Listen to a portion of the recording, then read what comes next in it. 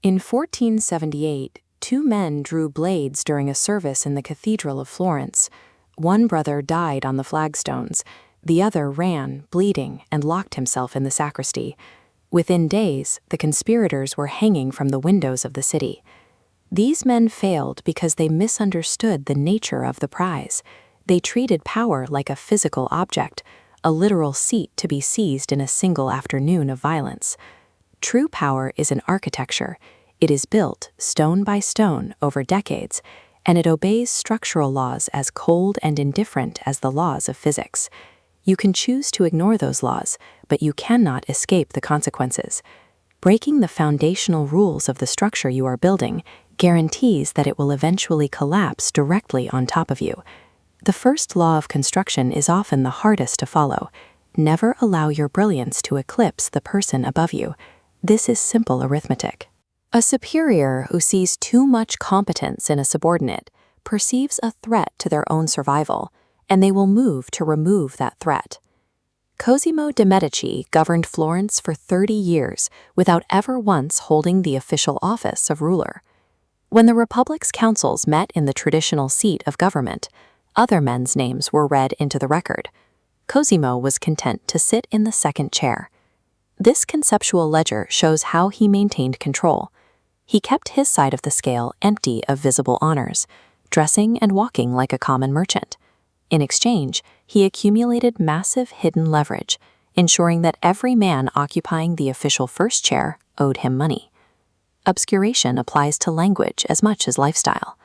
The French diplomat Charles Maurice de Talleyrand served 5 separate regimes, including the monarchy and Napoleon.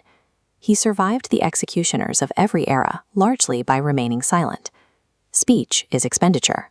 The person who speaks freely is conducting a public audit of their own mind, handing over information they can never take back. Talleyrand was famous for letting a question hang in the air until the other person, unnerved by the silence, simply revealed their hand to fill it. Control belongs to the individual who deliberately withholds their presence and their voice. Defending the structure requires 2 different geometries. Against external threats, the strongest defense is to maintain a completely uncertain shape. The moment you commit to a single doctrine or faction, you become predictable, and prediction is the beginning of capture. Queen Elizabeth Tudor made a 40-year career out of refusing to be captured. She entertained proposals from half of Europe, concluding none. These negotiations bought her years of alliance without the obligation of marriage. By maintaining an intentional formlessness, she paralyzed the Spanish Armada. They found a queen with no fixed political target to strike and a weather system that didn't care about their theology. But when a threat is visible and internal, evasion is useless. In those moments, the law is absolute. Crush your enemy entirely. In 1502, Cesare Borgia's own captains conspired against him. He invited them to Senegalia with warmth and apparent forgiveness. By morning, they were all dead. Borgia understood that a half-defeated enemy is simply a patient one. To leave an opponent alive but humiliated is to choose a longer war on terms you will not control. You must either remain entirely formless to avoid capture, or you must crush an enemy so completely that retaliation is physically impossible. King Louis XIV used the Palace of Versailles to achieve a level of control that no army could sustain. He moved the entire French nobility into this building and made his own physical presence the rarest commodity in France. A duke's standing depended entirely on whether he was permitted to hand the king his shirt in the morning or watch him eat at night.